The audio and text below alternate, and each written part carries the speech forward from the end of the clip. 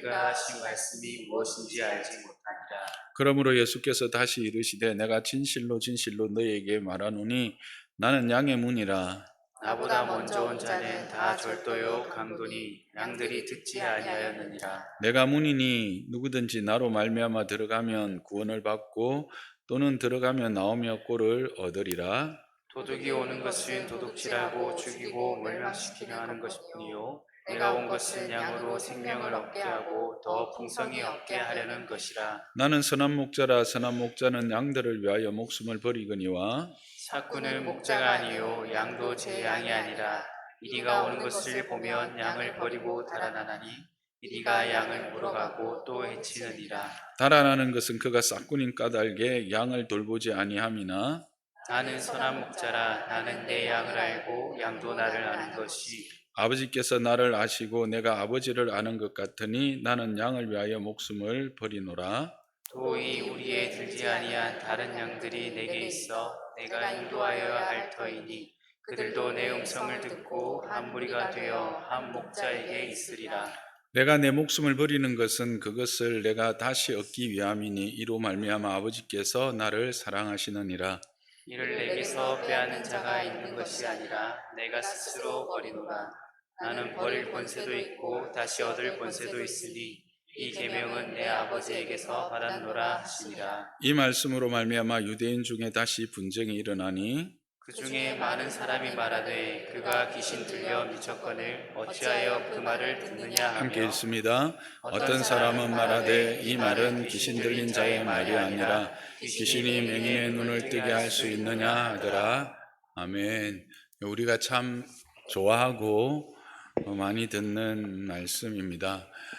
특히 이 말씀을 통해서 이 선한 목자 되시는 예수님을 시편의 23편의 말씀과 연결해서 그 예수님의 선한 목자 되심에 대한 이야기로 우리는 은혜를 나누기도 합니다. 물론 그렇게 적용해서 풀어볼 수도 있지만 또 본문은 본문만이 가지고 있는 기록의 이유가 분명히 있을 것입니다. 그 이유를 알기 위해서 우리는 9장의 내용을 알고 연결해 보아야 합니다.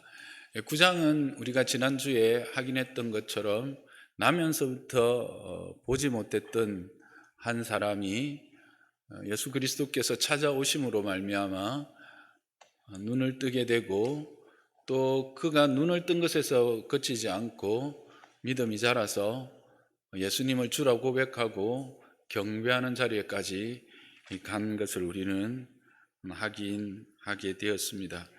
그것을 통해서 우리는 믿음의 여정에서의 성화라고 하는 과정이 동반된다라고 하는 것, 믿음은 그렇게 자라고 자라는 만큼 은혜의 부요함을 누리게 된다라고 하는 말씀을 우리는 함께 나누었습니다.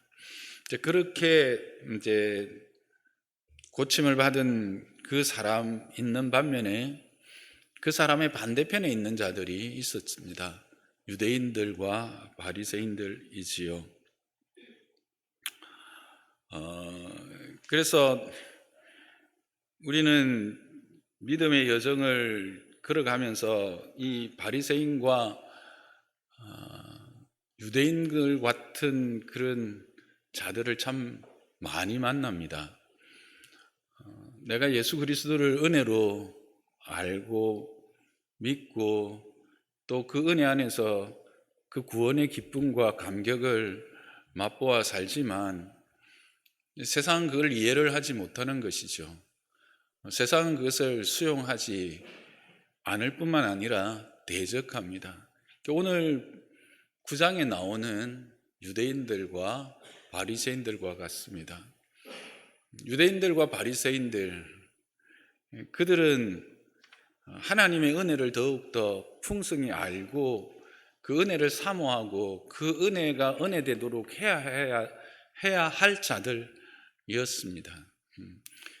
그러나 그들은 오히려 그 은혜 받은 자를 정죄하는 자리에 들어가고 한 걸음 더 나아가서 그를 공동체에서 쫓아내어 버리는 그런 악행을 행합니다. 우리는 이런 질문을 합니다. 어떻게 이런 일이 있을 수 있는가? 왜 그럴까? 하는 겁니다. 거기에 대한 예수님의 대답이 실질적으로 오늘 본문 10장 1절 이하의 말씀입니다. 결론적으로 말하면 그들은 문을 통해서 들어온 자들이 아니기 때문에 그렇습니다. 그들은 싹군이요. 그래서 그들은 결국은 절도, 즉 도적질하고 강도, 사람을 해하여서 빼앗는 일을 저지를 수밖에 없었다라고 하는 것입니다. 그러면 그 눈먼 냉이는 어떻게 그 순종의 걸음을 걸어갈 수 있었을까 하는 질문도 함께 할 수 있습니다. 하나님의 은혜다라고 말할 수 있지만 그 은혜라고 하는 것의 이유가 뭐냐면 그가 바로 예수님의 양이었기 때문이다. 그의 양이었기 때문이다 라고 하는 것입니다. 바리새인과 서기관들은 문으로 들어온 자가 아니라 몰래 담을 넘거나 죄송하지만 개구멍을 만들어서 기어 들어온 자들이었기 때문에 강도짓을 하고 절도짓을 한 겁니다. 영적으로도 그렇고 세상적으로도 그렇습니다. 그런데 이 나면서부터 맹인된 자는 전혀 이상한 경험입니다. 어느 날 있는데 그냥 먹고 살기 위해서 이렇게 국을 하고 있는데 누가 와서 눈에다가 뭐 이물질 같은 걸 바릅니다. 그러면서 실로암에 가서 씻으라 합니다. 여러분이라면 가겠습니까? 저는 못 갈 것 같습니다. 그런데 갑니다. 그리고 씻습니다. 눈이 밝아집니다. 거기에서 멈추는 것이 아닙니다. 사람들이 왔을 때 너를 보게 한 자가 누구냐고 했을 때 예수 그 사람이라고 말하고 그 다음에 선지자라고 말했고 그 이후에는 예수님이 다시 그를 찾아왔을 때는 구조라고 고백하고 경배하는 그런 은혜의 자리에까지 자람을 보게 됩니다. 어떻게 이런 일들이 일어날 수 있느냐는 거예요. 우리에게 적용하면 우리가 이 땅에서 살아가는 동안 예수를 믿습니다. 그런데 그 예수를 믿는다라는 것 자체가 참 신비로운 거 아닙니까? 세상은 못 믿습니다. 어떻게 하나님이 천지를 창조하셨다고 말할 수 있느냐? 어떻게 해를 멈추냐? 어떻게 바다가 갈라지냐? 어떻게 죽은 자가 살아나냐? 못 믿습니다. 근데 믿어집니다. 믿어지고 그것이 들려지고 그것이 확신 가운데 세워집니다. 이 이유가 뭐냐는 거예요. 이게 이제 나면서부터 맹인된 자의 우리의 삶의 적용이겠죠. 이제 그거는 뭐냐면 바로 우리가 그의 양이기 때문이라는 거예요. 그의 양이기 때문에 그의 음성을 알기 때문이다라는 겁니다. 이거를 지금 누구에게 말했냐면 거기에 있는 제자들뿐만 아니라 또 우리가 마지막 19절부터 보면 다시 분쟁이 일어났죠. 그러니까 거기 여전히 누가 있었습니까?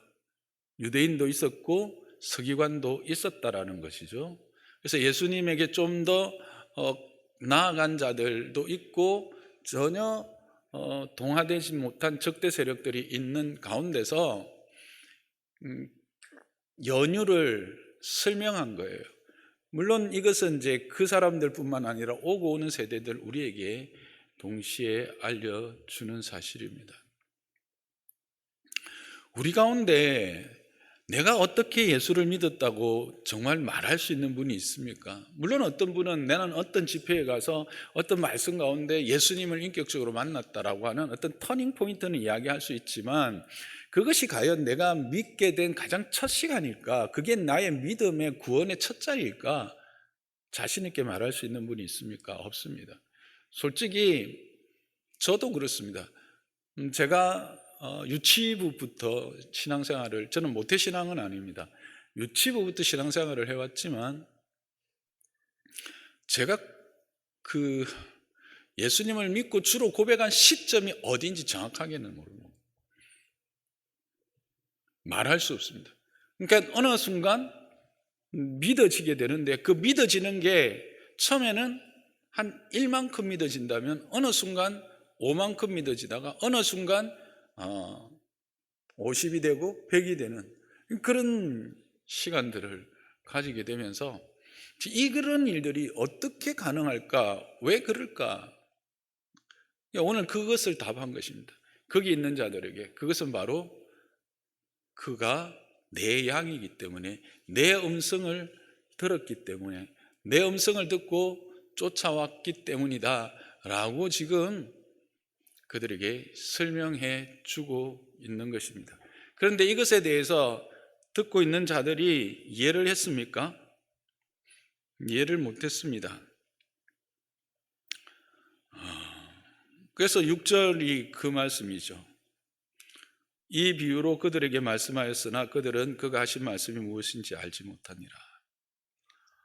여기에서 참 또 우리가 생각하는 은혜가 있습니다. 여러분은 제가 지금 이 말씀을 풀어서 전달해 주고 할 때 이 말씀이 여러분의 귀에 들리십니까? 여기 들린다라는 것은 그냥 소리가 들린다라는 게 아니라 문맥적으로 이해가 되십니까? 이 말씀이 이런 연유 있구나, 또는 이 말씀을 통해서 내가 예수를 믿는다라고 하는 것이 내게서 나온 것이 아니라 하나님의 은혜고, 내가 그의 양이기 때문에, 하나님께서 나를 양으로 삼아 부르셨기 때문에 내가 그 음성을 듣게 됐고, 그 음성이 내게 들렸고, 그래서 내가 여기에 앉아 있고 예수님을 구주라 고백하고 예배하게 되었구나 라고 하는 것으로 들리십니까? 그렇다면 우리는 예수를 믿는 것이고 우리는 들을 귀가 있는 거예요. 근데 이들은 바리새인이라고 했고 유대인이라고 했지만 스스로 구별된 자요 택한 자라고 했지만 그들은 듣지 못했다라고 하는 사실입니다. 무슨 말입니까? 성경에 보면 이렇게 있죠. 귀가 있어도 듣지 못하고 눈이 있어도 보지 못하는도다 라고 하시면서 예수님이 뭐라고 말씀하십니까? 귀가 있어 듣고 눈이 있어 보는 자는 복되다고 한 겁니다. 그래서 여러분들이 주일마다 여기 와 앉아 있는 것 자체가 복된 이유는 바로 이 말씀이 들려지고 이해되어지고 그것으로 말미암아 내 삶의 유익함과 또는 내 믿음이 자라고 있기 때문인 겁니다. 그게 우리의 복입니다. 여러분이 복된 자인 것을 믿으시기 바랍니다. 이게 왜 복이냐? 결국 이것을 통해서 하나님의 은혜의 부요함과 그의 은혜의 풍성함을 우리가 알게 되고 그것을 찾게 되고 더 누리게 되어지기 때문에 그런 거죠. 그런데 이 반대편을 한번 생각해 봅시다. 바리새인과 서기관들입니다. 그들은 그들 나름대로의 문이 있고 그들 나름대로의 기준이 있습니다.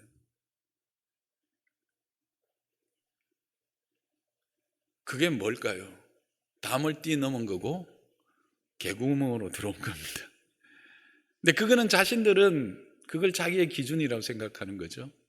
결국 그걸 통해서 어떻게 됩니까? 판단하는 자가 되고 정죄하는 자가 됩니다. 이것은 우리에게 또 다른 적용점을 주는 것 같습니다.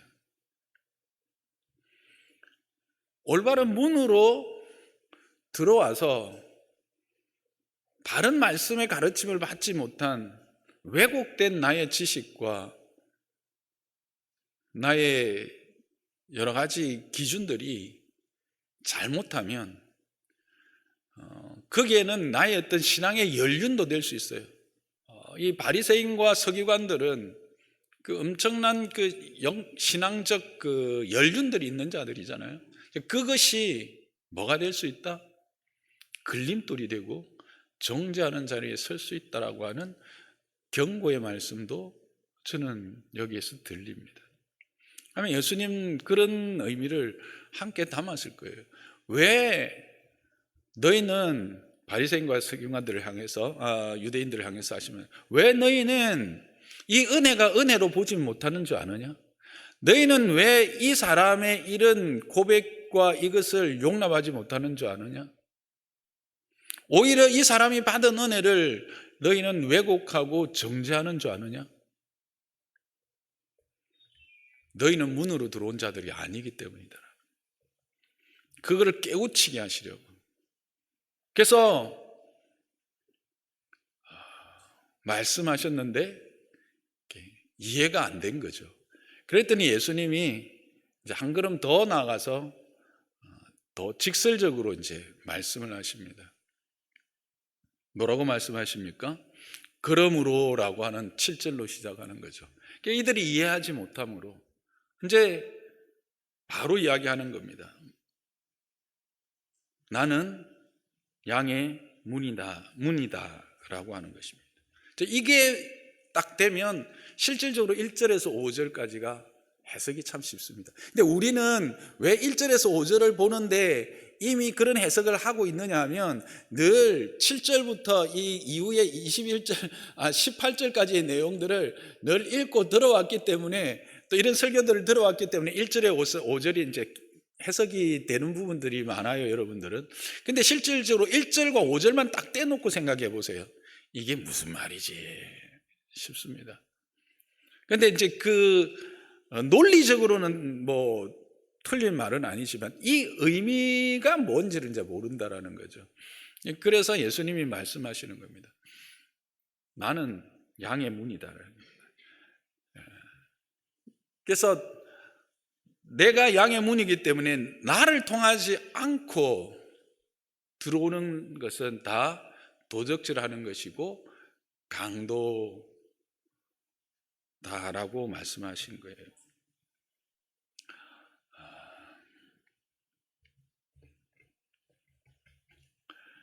그러면서 이어지는 말씀이 나보다 먼저 온 자는 다 절도요 강도니 양들이 듣지 아니하였느니라. 이 말은 뭘까요? 예수님 이전에 자신이 뭐라고? 양의 문이다. 즉 자신의 어떤 진리다. 자신의 어떤 기준이다. 자신이 하나님의 나라의 어떤 입구다, 통로다 라고 주장한 것들은 다 뭐다고요? 절도요 강도다 라고 말하는 것입니다. 예수님 이전에 왔던 거짓 선지자들도 이야기할 수 있을 것입니다. 근데 더 엄밀히 말하면 이제 모세와 다윗까지도 먼저 온 자들에게 있다라고 이제 생각을 합니다. 그렇게 이제 말씀하시는 신학자들이 있는데 그렇게 이야기할 수 있는 이유는 뭐냐 하면 우리가 가장 대표적인 선지자라고 할 수 있는 모세, 가장 완벽한 통치자의 표상이 되는 다윗. 그러나 이 모세도 다윗도 하나님의 온전한 뜻을 통과시키는 참된 메시아로서의 역할을 감당했나요? 그래서 그들이 인도하였던 나라가 완전한 하나님의 나라로 세워지고 그 백성들이 그 하나님의 나라의 은혜를 누렸나요? 누리지 못했죠. 그런 의미에서 이들 또한 문이 아니다라고 하는 것을 지금 말하고 있는 겁니다. 한 걸음 더 나가보면 뭘 말씀하고 싶으시냐? 그리스도의 유일성입니다. 오직 자신만이 이전에 왔던 그 어떠한 선지자라 할지라도, 그 어떠한 위대한 왕이라 할지라도, 그 어떠한 지혜자라 할지라도 이전에 왔던 사람은 어떤 면에서 보면 절도요, 강도와 같은, 그래서 사람의 마음을 빼앗는 또는 그들의 삶을 빼앗는 그런 자들이다라고 하는 것입니다. 근데 이제 본문에는 먼저 온 자들만 이야기하고 있지만 다른 성경에는 뭐예요? 예수님 이후에 또 스스로 그리스도다 하고 오는 자들 또한 누구다? 절도요, 강도라고 하고 이야기하고 있습니다. 마태복음 24장에 보면 그런 내용이 나오는데요. 그거는 요즘 우리가 살아가면서 확인하게 되죠. 요즘에 이 땅에서 스스로가 구원의 기준이 되고 문이 되고 스스로가 목자라고 말하는 자들이 있죠. 누구입니까? 지금 벌써 이 땅을 떠나 박태선이라고 하는 사람, 문선명이라고 하는 사람, 안산홍이라고 하는 사람, 이만희라고 하는 사람, 이런 사람들이 대표적인 것 같아요. 이만희 씨는 살아있지만 아마 곧 또 죽겠죠. 이런 사람들은 다 뭐라고요? 절도요, 강도라는 것입니다. 왜 그렇게 말할 수 있느냐 하면 오늘 본문은 참 메시아는 양들을 위하여 목숨을 버린다라고 말하고 있습니다. 이들 중에 누가 양들을 위하여 목숨을 버린 자가 있습니까? 즉 참된 문이 되고 참된 목자가 될 수 있는 조건은 뭐냐? 양들을 위하여 목숨을 버리는 자라는 것입니다. 그러면 이런 질문을 할 수 있습니다. 목사님, 요즘에 이슬람에 보면 자기 나라를 위해서 또는 자기 부족을 위해서 목숨을 버리는 사람들이 있잖아요. 그럼 그 사람들 메시아입니까? 그 사람들 구원자입니까? 그렇게 이야기할 수 있습니다. 아니죠. 목숨을 버렸다고 다 구원자가 메시아가 아닙니다. 누가 그러면 참 메시아고 참 구원자인가? 14절 지나서 15절, 아버지께서 나를 아시고 내가 아버지를 아는 것 같이 나를 위하여 목숨을 버리노라, 이 말씀입니다. 아버지께서 나를 아시고 내가 아버지를 아는 것 같으니, 그 양을 위한, 양과의 14절부터 보면 나는 선한 목자가 되는 것은 나는 내 양을 알고 양도 나를 아는데, 그 아는 정도가 어떠냐 하면 아버지께서 나를 아시고 내가 아버지를 아는 것 같이 양을 아는 자로서 양을 위하여 목숨을 버리는 자라는 겁니다. 이게 무슨 말일까요?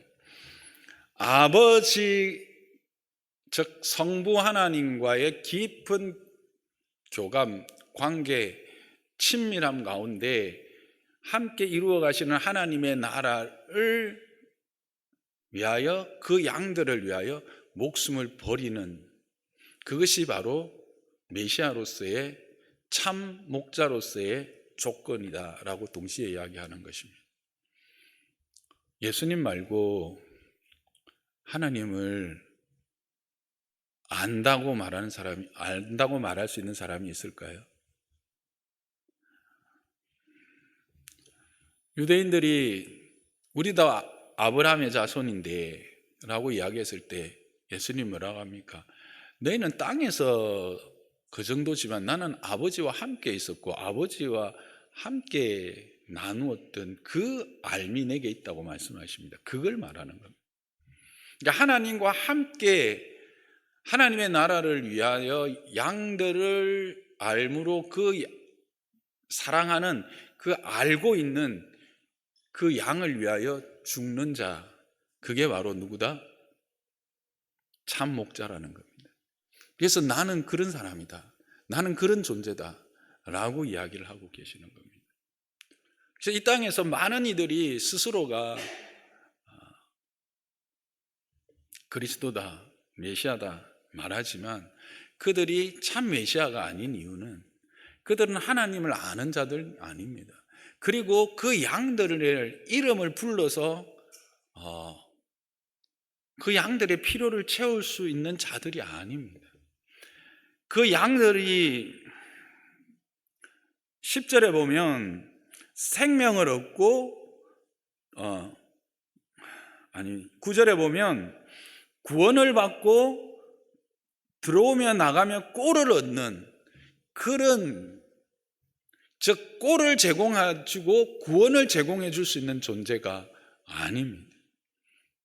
그래서 그들은 다 싹군이요, 그들은 다 절도요, 도둑질하는 자요, 강도인 겁니다.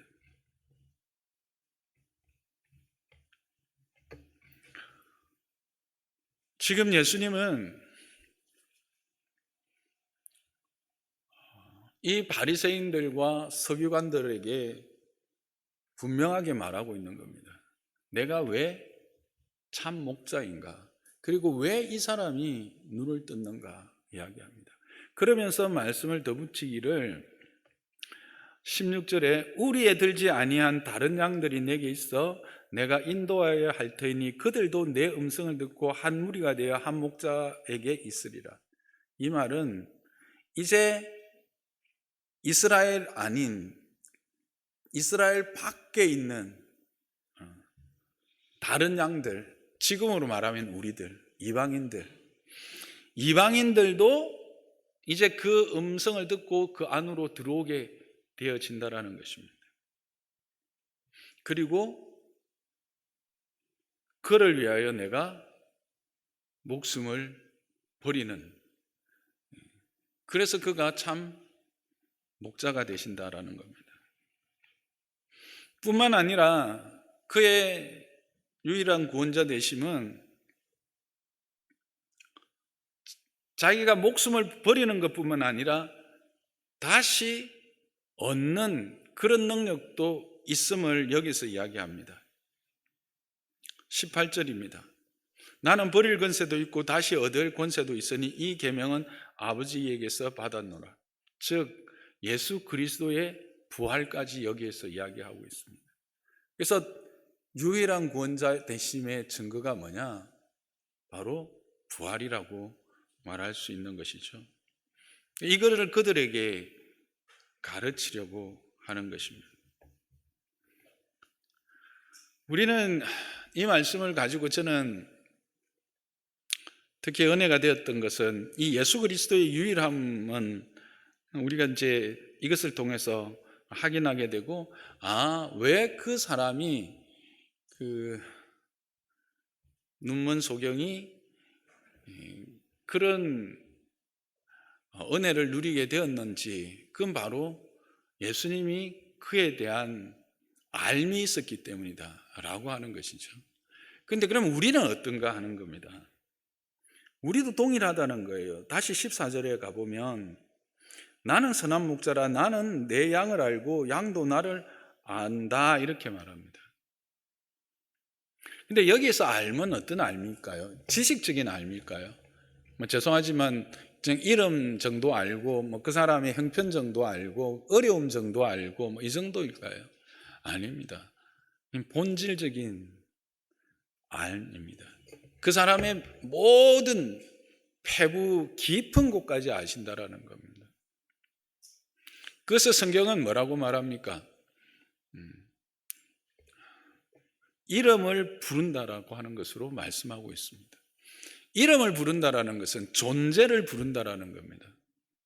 그 존재 자체에 대한 알미 있다는 겁니다. 이것은 그 존재 자체와의 깊은 긴밀한 교제, 교통을 말하고 있는 것이죠. 그런데 그 교통의 정도가 어느 정도냐면 15절에 보면 아버지께서 나를 아시고 내가 아버지를 아는 것과 같은 것이라는 거예요. 그래서 실질적으로 14절에 보면 이렇게 끝나죠. 나를 아는 것이, 이렇게 하는 거예요. 그러니까 그리스도께서 나를 알고 내가 그리스도를 아는 것이 그리스도께서 성부 하나님을 알고 성부 하나님이 그리스도를 아는 그 암과 동일한 알미다라는 거예요. 엄청난 거 아닙니까? 저는 이거를 깨달았을 때, 이걸 알았을 때, 주님이 나를 안다라는 것이 얼마나 크고 얼마나 엄청난 것인지를. 그리고 뿐만 아니라 나는 내 입장에서는 하나님에 대해서 내가 좀 무지하고 하지만 주께서는 나를 어떻게 인정해 주시느냐 하면 아버지께서 그 성자 하나님을 알고 성자 하나님이 아버지를 아는 것 같은 동일한 알미 내게 근본적으로 있는 것을 말씀하고 계신다라는 거예요. 우리가 죄와 허물로 우리의 여러 가지 연약함으로 이 하나님과의 그 교제의 단절, 하나님과의 이 친밀함이 훼손되어져서 이걸 누리진 못하지만 근본적으로는 우리는 어떤 존재냐면 성부께서 성자를 알고 성자께서 성부를 아는 그와 같은 동일한 알미 우리와 성자 사이에 존재한다라는 거예요. 그만큼 우리는 바울의 이야기로 말하면 그 어떤 것으로도 끊을 수 없는 존재다라는 거예요. 그래서 바울이 로마서 8장에 환난이나 핍박이나 공고나 칼이나 그 어떤 것도 우리를 그리스도의 사랑에서 끊을 수 없다. 우리를 사랑하여 아들을 내어주시니가 무엇을 우리에게 주실 수 없겠느냐라는 고백이 나올 수 있었던 게 바울이 자기가 어떤 선한 일을 하고 자기가 어떤 하나님 앞에서 거룩한 일을 함으로 말미암아서 얻었던 어떤 확신의 결과가 아니라 이런 근본적인 우리를 향한 그 그리스도의 암, 그리스도의 사랑의 근본이 이와 같은 것을 깨달은 결과라고 저는 생각하게 된 겁니다. 이것은 우리에게 너무나 큰 은혜요, 위로가 됩니다. 우리 솔직히 이 땅에서 예수 믿는다고 하지만 저를 비롯해서 진짜 제대로 믿는 사람이 많죠? 그러나 거의 없습니다. 그래서 우리는 때때로 무너지고 넘어지고 좌절하게 되고 이렇게 살아도 될까? 하나님이 사랑하실까? 라고 하는 의심과 회의 가운데 자주 들어가게 되죠. 근데 이것을 확인하는 순간 이거는 근본이 다른 거구나. 이거는 차원이 다른 거구나. 그 우리를 향한 주님의 암, 또 내가 본질적으로 그 그리스도 안에서 연결되어진 이 연결이라고 하는 것이 우리가 생각하는 그 정도의 차원이 아니구나 라고 하는 생각을 하게 됩니다. 이것에 분명히 서 있으면 우리는 좌절하지 않는 거죠. 넘어지고 때로는 엎어지기도 해도 포기하지 않게 되는 겁니다. 아니, 포기하지 않게 하시는 겁니다. 그래서 결국은 하나님의 그 영광스러움의 자리에까지 가게 하신다라는 거죠.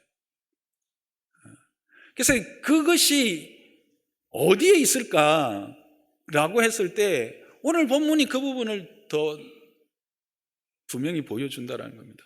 물론 본문이 이 눈먼 자의 상황에 대한 설명과 함께 이 땅에서 그런 은혜를 입었지만 세상으로부터 배척당하고 이해되지 못하고 비상식적인 사람인 것처럼 취급되는 이유가 무엇인지, 그럼에도 우리는 그런 상황 속에서도 여전히 믿음을 지켜갈 수 있는 힘이 무엇인지를 보여주는 말씀이죠. 그죠? 그런가 동시에 또 개인적인 위로는 뭡니까? 그 하나님의 알미 관계가 연결이 이런 엄청난 연결이구나, 이런 엄청난 것이었구나 라고 하는 것을 저를 깨닫게 된 거예요.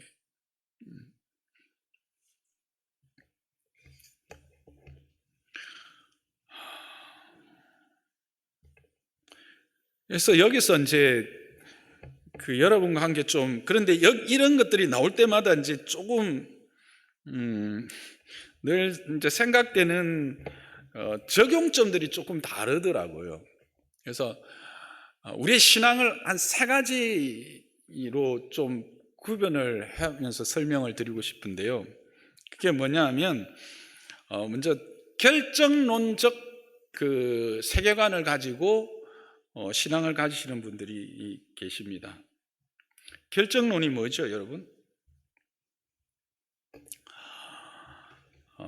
이 결정론이라고 하는 것은 인과율로 이야기할 수 있습니다. 어떤 인풋이 있으면 아웃풋이 있다라는 거죠. 그래서 예측하고 계산할 수 있고 통제할 수 있습니다. 내가 그냥 쉽게 아이들이 성적을 잘 받아왔어. 그래서 우리는 뭐라 해요? 그래, 네가 열심히 하더니 봐라. 열심히 하니까 좋은 성적도 받잖아. 그렇게 이야기를 하지요. 우리는 이걸 대체적으로 반대로 적용을 하지만 이게 인과율적인 신앙이에요. 결정론적 신앙이에요. 뭡니까? 저 사람은 그래, 저렇게 열심히 헌신하고 수고하고 하니까 하나님이 축복하시지. 나도 내가 이렇게 잘 되는 거는 하나님이 내가 열심히 하니까 하나님이 나를 축복하시는 거지. 또 뭔가 안 되면 내가 어딘가 뭔가 내가 안 해서 내가 뭔가를 빼먹어서 이러시나? 이렇게 생각하면서 자책하고 그렇게 하죠. 그런 믿음 가지신 분들 많죠? 많은 사람들이 그래요. 근데 이거는 결정론적 세계관을 가진 믿음입니다. 이거는 성경적 신앙관이 아니에요. 하나님이 그런 분이에요? 아닙니다. 두 번째, 운명론적 신앙관, 운명론적 세계관을 가진 신앙관입니다. 이거는 한국 사람들이 많이 가지고 있죠. 팔자라는 거, 숙명이라는 거. 이유가 없어요. 그냥 그렇게 되게 돼 있기 때문에 어쩔 수 없어. 체념적이고 수동적입니다. 근데 이게 이제 극단적인 긍정으로 가면 뭡니까? 그래, 나는 이미 예정돼 있는데 예정론을 이렇게 갖다 붙이는 거예요. 근데 이 예정론 아닙니다. 잘못된 적용입니다. 어쨌든 나는 잘 되게 돼 있어. 그러니까 나는 죄송합니다. 개판으로 살아도 잘 될 거야 라고 생각하는 거예요. 그리고 그렇게 말하는 사람들이 있어요. 누굴까요? 박옥수라고 하는 사람들로 대표되어지는 구원파라고 하는 사람들입니다. 한번 구원 얻은 것, 그것에 대해서는 과거와 현재와 미래의 모든 죄에 대해서 사함을 받은 기 때문에 이제는 내가 아무리 나쁜 짓 하고 해도 나는 상관없어 라고 하면서 그렇게 자기 하고 싶은 대로 하고 자기 합리화하고 살아가는 사람들이에요. 이 운명론적인 신앙관, 세계관도 이 성경적 세계관이 아니에요. 우리는 뭐예요? 하나님의 섭리 안에서 허락되어진 예정론을 믿는 거죠. 이 예정론이라는 게 뭘까요? 인격적인 하나님이 그의 선하신 뜻과 계획이 있고 그 끝에는 하나님의 영광을 이루실 것이라고 하는 우리의 신뢰를 바탕으로 합니다. 그래서 그것을 순종하면서 나아가게 되는 거죠. 그래서 이것은 어떤 드라마가 있고 그 안에 로맨스도 있고 갈등도 있고 이렇습니다. 드라마 안에 다 있죠, 그죠? 그러니까 드라마를 생각하시면 돼요. 예정론은 어떤 결정된 게 있는 게 아니라 그 안에 다양한 변수들이 나타난다는 거예요. 그 변수의 핵심에 뭐가 있을까요? 자유의지라는 게 있어요. 이 자유의지라는 거는 어디까지 쓸 수 있을까요? 아담을, 하와를 생각하면 압니다. 하나님을 대적하는 데까지도 사용하실 수 있도록 허용하신 거예요. 이게 하나님입니다. 그래서 하나님이 하나님이시는 것 같아요. 나라면 못합니다. 요즘 우리 AI 시대라 해가지고 로봇한테 어느 정도의 그 결정권을 줄 것인가 때문에 다들 이야기하지요. 근데 하나님은 아무런 그거 없이, 갈등 없이 그냥 우리에게 그것까지 허락하신 거예요. 그러나 거기에 대한 뭐예요? 책임은 물으시죠. 근데 그 책임이라는 것이 이 구원을 박탈하는 것은 아니는 거예요. 그래서 그 안에는 하나님의 선하신 뜻 안에서 그의 섭리가 있어요. 그래서 그 섭리라는 게 하나님의 일하심이라고 생각하면 됩니다. 우리가 말씀을 늘 가까이 하고 이러면 하나님의 뜻을 더 잘 알고 그래서 하나님의 그 은혜 안에 더 부유하게 되지만 또 뭐 등한히 하고 이러면 어때요?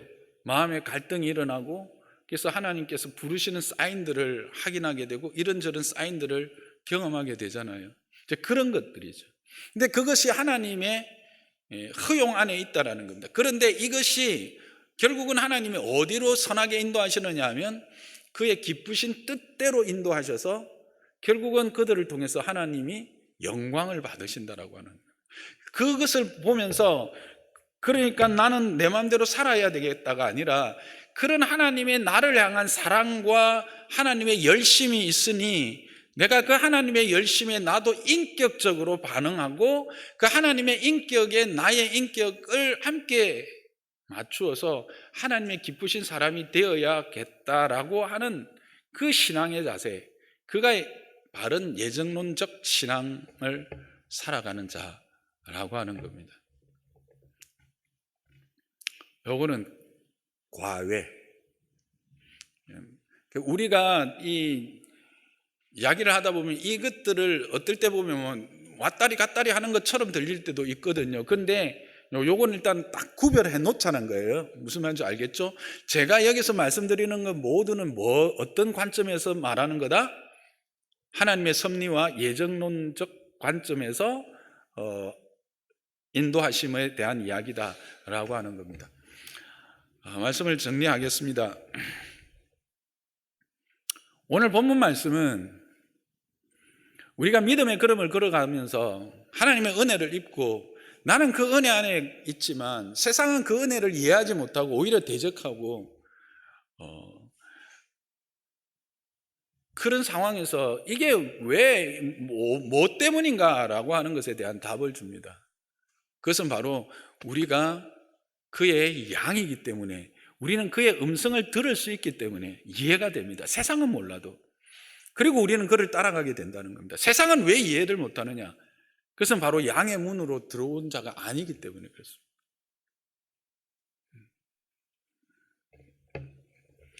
그리고 그의 유일한 구원자 되심은 그리고 이 본문의 말씀은 또한 뿐만 아니라 그가 왜 참 문인가라고 하는 것, 그것은 바로 그가 양을 위하여 목숨을 버릴 수 있는 자예요.